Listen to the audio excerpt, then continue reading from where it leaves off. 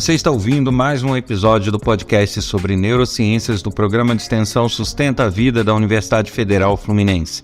Meu nome é Adriano Freitas, sou pós-graduado em neuroaprendizagem, que é a neurociência aplicada à educação, especialista em neuropsicologia clínica. No episódio de hoje, eu vou falar um pouquinho sobre como criar hábitos melhores. E no episódio de hoje, eu vou atender a uma solicitação da ouvinte Maraísa Costa. Ela enviou mensagem com algumas sugestões de temas e alguns desses temas serão tratados aqui nesse podcast. Então, por conta disso, Maraísa, eu te agradeço e em breve você receberá uma mensagem para que possamos providenciar o envio aí do seu presente. Com relação à criação de novos hábitos, eu tenho uma boa e uma má notícia. A boa é que é perfeitamente possível e viável. Nosso cérebro ele se molda às novas situações e principalmente aos novos hábitos, né? Ele é bem sujeito a criar hábitos, ou seja, ele não é uma coisa para a qual ele é resistente. Muito pelo contrário, o nosso cérebro gosta de ter hábitos e gosta de repetir atitudes dentro de um certo padrão. Porém, a má notícia é que não existe fórmula mágica. Como criar bons hábitos? E aí a gente passa uma receitinha de bolo para que a pessoa tenha bons hábitos. Isso, infelizmente, não existe. O que existe são essas coisas que eu venho tratando no correr dos vários episódios de podcast que nós já temos, que são hábitos interessantes para a organização no trabalho, ou hábitos para se adquirir uma memória de forma mais eficaz. Então, existe algumas dicas que você pode incorporar no seu dia a dia e transformá-las em hábitos para daí ter uma habilidade melhor em determinado segmento. Porém, a criação de hábitos saudáveis, vamos dizer assim, não é uma receita de bolo, né? O hábito nada mais é do que a necessidade que o nosso cérebro tem de buscar uma forma fácil e rápida de resolver determinada situação ou fazer alguma coisa de forma a economizar energia. Basicamente é isso. Então, eu já tratei sobre isso num outro episódio. O nosso cérebro ele tem que a todo instante economizar energia. Né, ele é uma máquina que ele bebe muito combustível, ele consome muito combustível, né, que seria gordura, açúcares, oxigênio. Então, se ele fica o tempo todo trabalhando em todos os processamentos para fazer tudo, a gente passa a não ter que fazer outra coisa na vida a não ser comer. Então, para evitar esse alto consumo energético, principalmente de açúcares, ele adota dispositivos que o permitem resumir, ou seja, permite economizar energia em determinadas situações. E essa economia de energia se reverte justamente numa maior eficiência, porque a gente consegue fazer determinadas coisas sem ter que ficar raciocinando e fazendo inferências sobre aquilo que a gente está fazendo. Então, isso é uma economia de energia, na verdade. E essa economia de energia, ele sempre vai tender a fazer da forma mais fácil, rápida e da forma que dá menos trabalho para ele. Então, se eu consigo fazer algo que me toma 1 hora do meu dia e eu descubro uma forma de fazer aquilo ali em meia hora, é lógico para a gente que é melhor fazer em meia hora, mas se essa meia hora for mais trabalhosa, o nosso cérebro não vai tender a adotar aquilo como hábito, porque apesar de ser menos tempo, talvez tenha um consumo maior de energia, um maior consumo energético. Então, não é só aquilo que nos parece bom, que nos parece rápido, que nos parece eficiente, que para o cérebro também vai ser assim, né? Então, isso a gente tem que levar em conta. Muitas vezes você diz, poxa, mas aquela pessoa está fazendo da forma mais devagar ou da forma mais trabalhosa para a gente, mas para o cérebro dela, muitas vezes as alternativas que para a gente seriam rápidas, para ele teriam um alto consumo energético, e aí ele não adquiriu esse hábito. Então, os hábitos, eles são primariamente advindos da necessidade do cérebro de fazer as coisas mecanicamente, tá? E ele sempre vai tender a ter esses hábitos em atividades ou em funções que consumam menos energia. Mas existem as suas exceções. Ele pode, de fato, adquirir um hábito por algo que consuma mais energia. Isso pode acontecer, porque o nosso cérebro, como ele é moldável e ele tem uma característica onde ele tende a tornar tudo que é muito repetitivo um hábito. Essa também é uma tendência dele. Então, o hábito ele pode vir da necessidade de economia de energia? Sim, é o tipo do hábito que surge naturalmente em função do processamento e dessa regulação energética que ele faz. Porém, existem hábitos que são gerados, entre aspas, assim, artificialmente pelo nosso comportamento. Então, se eu adoto um comportamento que ele é muito repetitivo, ele vai se tornar um hábito, independente disso ser melhor ou pior para o cérebro. Isso também ocorre. Então, isso é o chamado hábito que a gente adquire por uma coisa chamada reverberação, que nada mais é do que a repetição de determinada coisa. Então, se eu acordo todo dia e tomo, um copo de leite puro, e aí no outro dia eu acordo, tomo um copo de leite puro, aí no outro dia eu acordo, tomo um copo de leite puro, o cérebro vai se moldando a isso, independente disso ser bom ou não para ele. E aí, daqui a um tempo, se eu acordar e não tomar o copo de leite puro, eu vou sentir falta daquilo, né? Aquilo se torna um hábito. Então, é bom observar isso. Temos os hábitos que o nosso cérebro cria, em virtude da necessidade de economia energética, e tem os hábitos que nós criamos no nosso dia a dia, independente de ser bom ou não para o cérebro. E esses hábitos, eles são obtidos pela reverberação, pela repetição. Então, respondendo aí a pergunta, né, como criar hábitos saudáveis? Bom, aí a gente tem que dividir essa pergunta, na verdade, em duas, para que a gente possa responder adequadamente. A primeira seria como criar hábitos. Então, como criar hábitos? Primeiro, repetindo uma certa atitude. Então, se eu quero ter o hábito de ler, eu não vou conseguir adquirir esse hábito se eu não ler. Então, não existe uma fórmula mágica para isso. Eu vou ter que ler num dia, ler no outro dia, ler no outro dia, e daqui a pouco eu vou ter esse hábito da leitura. E isso vai ser obtido pela reverberação, porque o nosso cérebro ele vai tender a não ler. Né? Isso aí acontece, você ter uma resistência do cérebro a um hábito. Isso também é uma outra possibilidade. Por quê? Como ele precisa dessa economia de energia e fazer as coisas da forma mais fácil possível, entre assistir um jornal na televisão e ler um jornal impresso, ele vai tender a querer assistir na televisão. Por quê? É muito mais cômodo e muito menos dispendioso de energia ele ficar num sofá com a informação entrando pelo estímulo auditivo e visual e processar isso. Vai ser muito mais tranquilo e menos penoso para o cérebro isso, do que eu ter que ler um jornal impresso, raciocinar sobre a notícia, interpretar o texto, fazer todo um processamento de linguagem e ainda ter que imaginar aquela situação, né, transformar aquilo numa imagem mental para poder entender. Então, eu vou ter muito mais carga de processamento na leitura de um jornal impresso do que ao assistir um telejornal. Então, se eu depender do cérebro para adquirir esse hábito, o meu hábito vai ser pelo telejornal.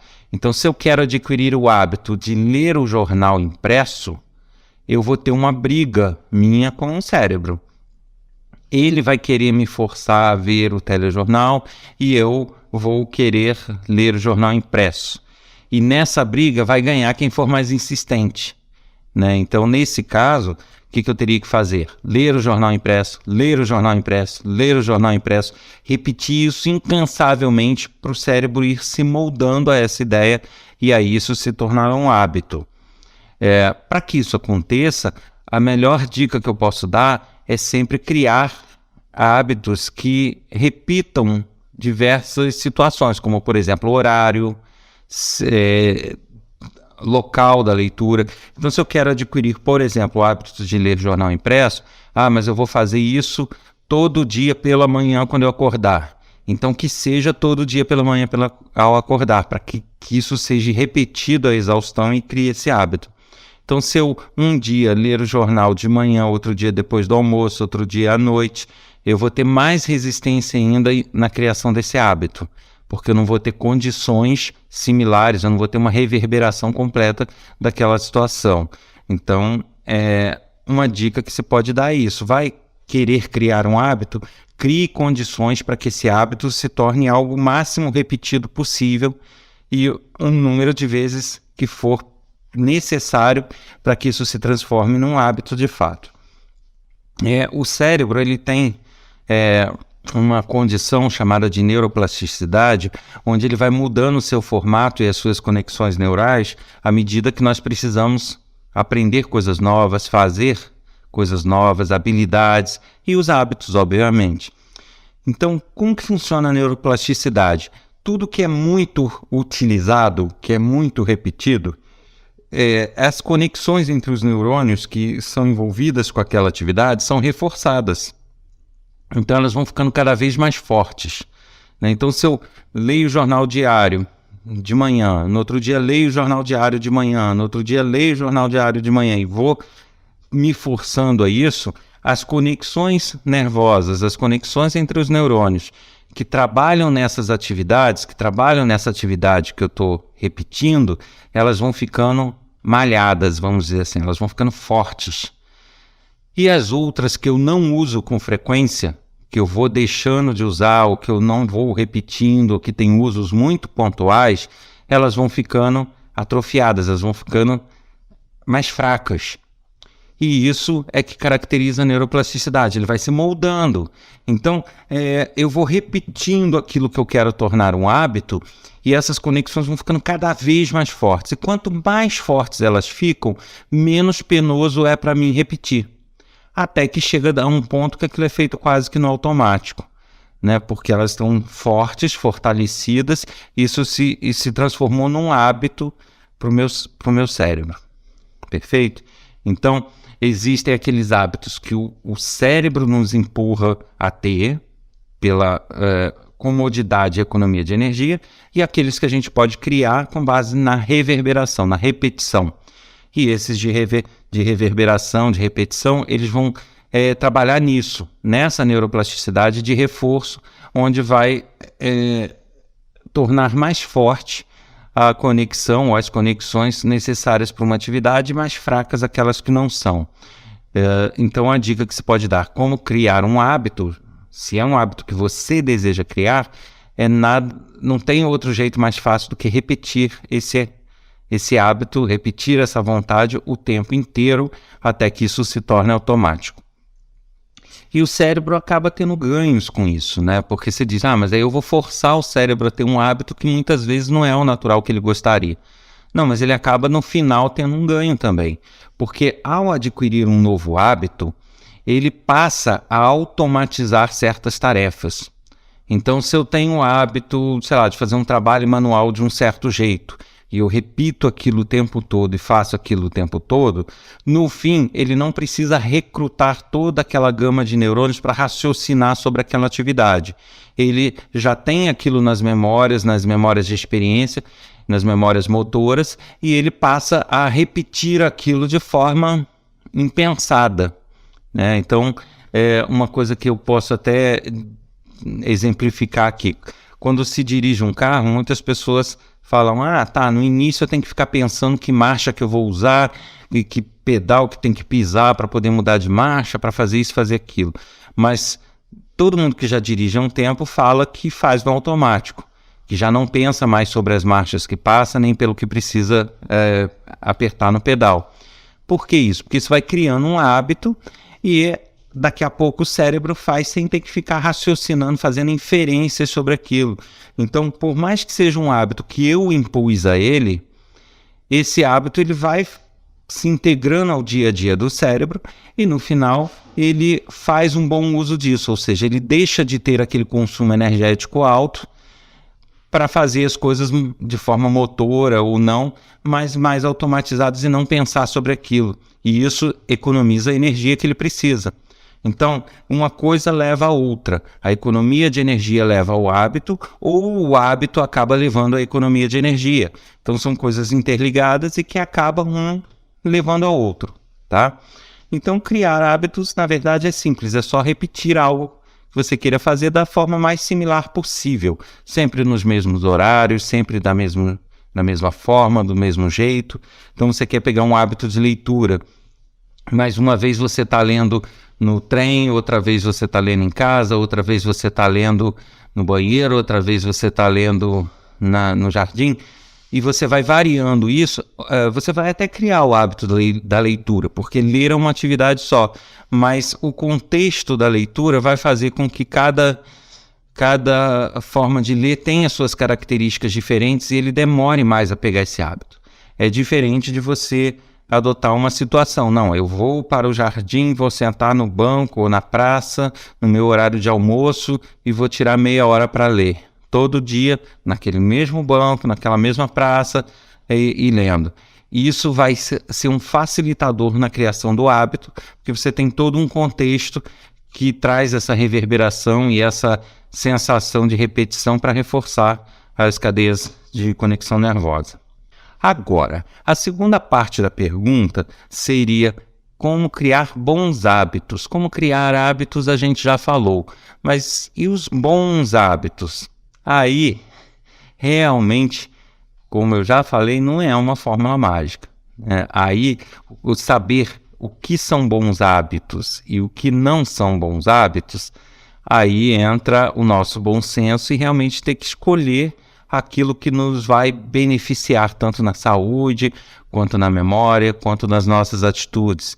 E aí realmente não tem fórmula mágica, isso vai depender do contexto, da pessoa, né? Para quem são esses hábitos e em que contexto ela vive, porque uma coisa que às vezes é boa e é benéfica para uma pessoa, nem sempre é para outra, né? Existem hábitos que são muito bacanas para todos, a gente sabe disso.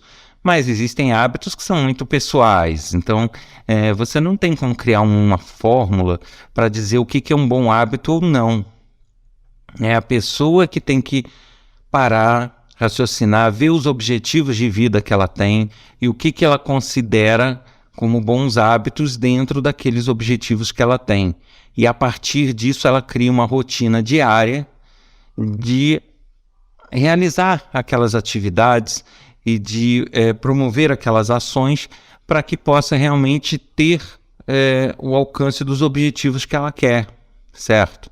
Então eu vejo por aí muitos os chamados coaches, né? Nenhuma crítica pessoal a eles, mas muitas vezes se tenta impor hábitos como se todos os hábitos que eles ensinam fossem bons para todas as pessoas, e nem sempre é assim.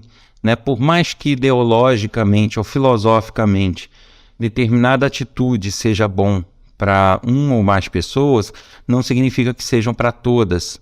Não porque o resultado não seja bom. O resultado pode ser bom, mas a forma de se chegar àquele resultado ou a forma de se comportar para obter aquilo, nem sempre isso é agradável para todo mundo. Então, muitas vezes se tenta impor exercícios ou formulazinhas como se aquilo fosse resolver o problema de todo mundo, e nem sempre.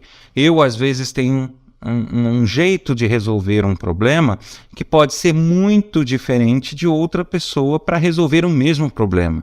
E ambos podem ter resultados muito bons. Só que se eu tentar resolver da forma que outra pessoa resolve, muitas vezes eu não vou ter a minha máxima eficiência e vice-versa.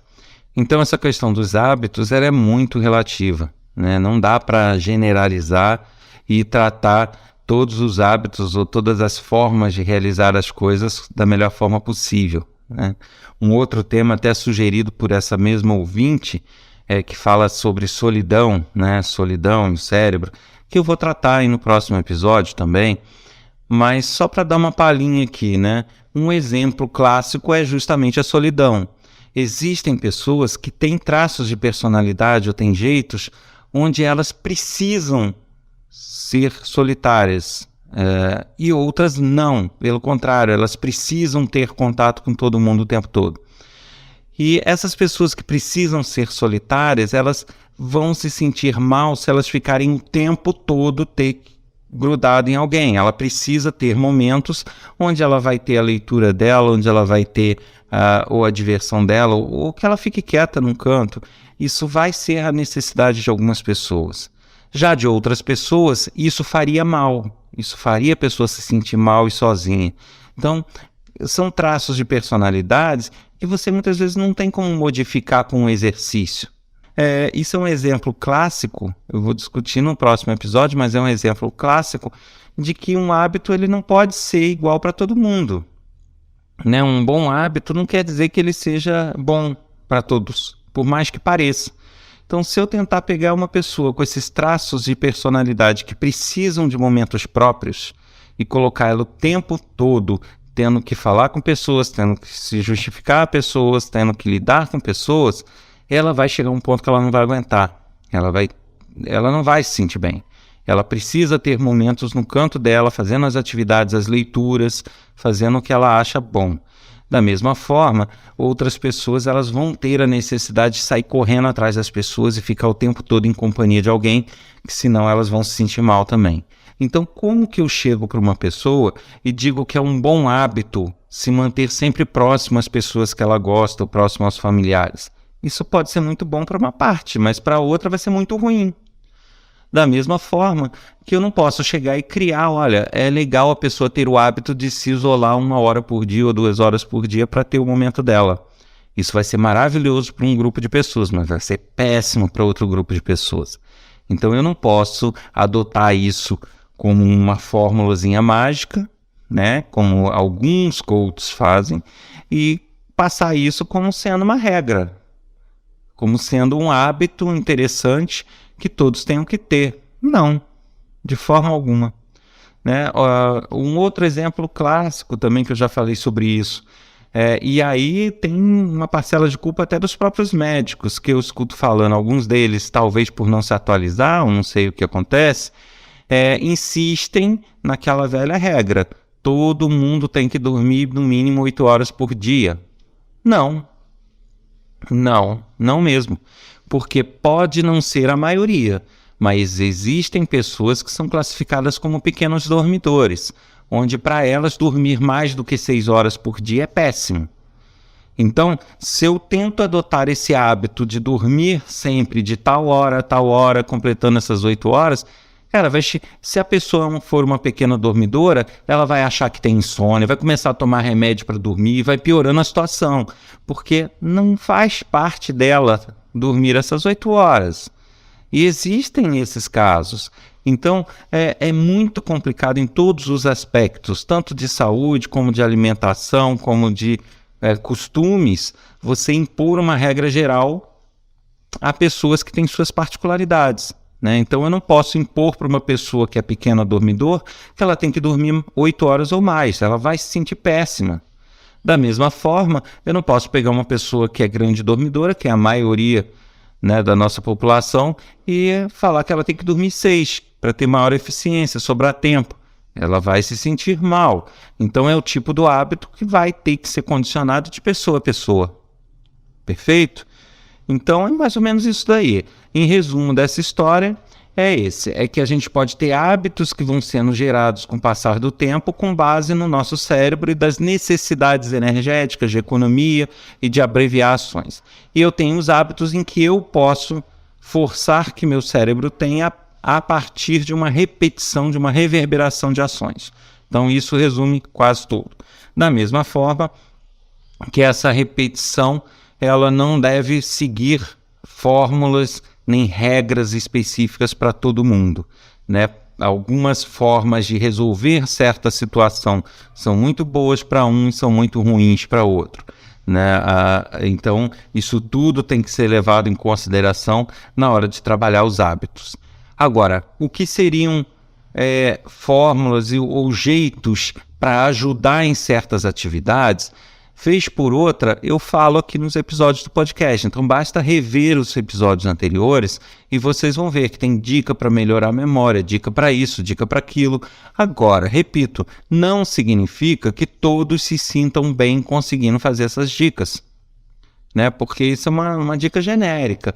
Cada um tem que adequar ou adaptar as dicas que recebem ou as coisas que leem ao dia a dia dela, né? O que faz bem de fato a ela ou não, né? Muitas vezes, por exemplo, tem hábitos que realmente a pessoa só percebe que é legal ou que faz bem depois de tê-los. Então, o hábito da leitura é bom, de fato. Eu não vejo nenhuma coisa negativa, só que é o tipo da coisa. A pessoa até que adquire o hábito, ela não vai gostar muito. Então ela vai ter que insistir, criar o hábito e aí avaliar se isso foi bom para ela. E isso acontece, né? Algumas vezes você, no correr do processo de criar esses hábitos, você já consegue ir identificando o que te faz bem ou não, como é o caso daquilo que eu falei da solidão, né? Algumas pessoas já não se sentem bem logo de cara ao serem expostas o tempo todo ao convívio. Outras já não se sentem bem de cara ao ser expostas à solidão, né, diariamente. Então é uma coisa que você percebe logo no início. Agora, outras você só vai ter condição de avaliar depois do hábito implantado, né? Que é o caso, por exemplo, da leitura. Você lê, no início a maioria das pessoas não gosta, justamente porque gera um esforço enorme para o nosso cérebro a leitura, né? Ele tem que recrutar muitas áreas, muitos tecidos nervosos, muitos neurônios. Então isso para ele é muito trabalhoso e gera resistência. Porém, depois de um tempo, depois que isso fica automatizado, vira um hábito, isso para a grande maioria das pessoas só traz benefícios, mas é o tipo do hábito que você não consegue avaliar no início, porque para todo mundo vai fazer mal, você consegue avaliar depois. Então, o ser humano, como eu sempre falo, não é matemático, ele é muito peculiar, então é necessário que cada um consiga parar e avaliar. Peraí, isso não está me fazendo bem, porque é um hábito que eu ainda não alcancei, eu não consigo fazer isso no automático, está sendo chato. Ou então, não, isso para mim não está me fazendo bem, porque está me trazendo angústia, está me trazendo tristeza, está me trazendo aflição. Então, é uma resistência que aí não é só uma questão de adquirir o hábito, é de realmente não fazer parte da personalidade da pessoa. Então isso tudo tem que ser muito avaliado, né? Algumas pessoas podem precisar de um apoio profissional para poder chegar a isso, a essas conclusões, outras não, sozinhas, elas parando, vão ajustando o dia a dia delas, os hábitos delas e vão conseguindo chegar aos melhores resultados.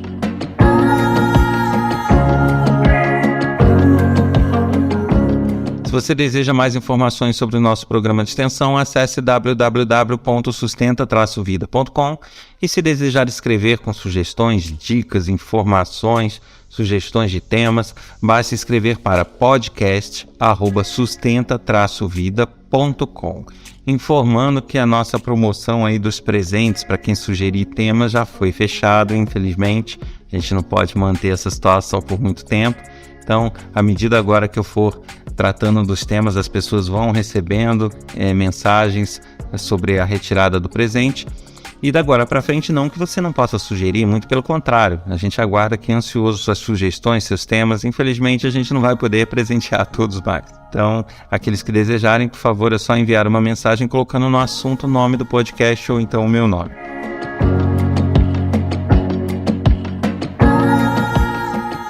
Você ouviu mais um episódio do podcast sobre neurociências do programa de extensão Sustenta a Vida da Universidade Federal Fluminense. Meu nome é Adriano Freitas, sou pós-graduado em neuroaprendizagem, que é a neurociência aplicada à educação, especialista em neuropsicologia clínica. A gente se encontra no próximo episódio para falar um pouquinho sobre a solidão.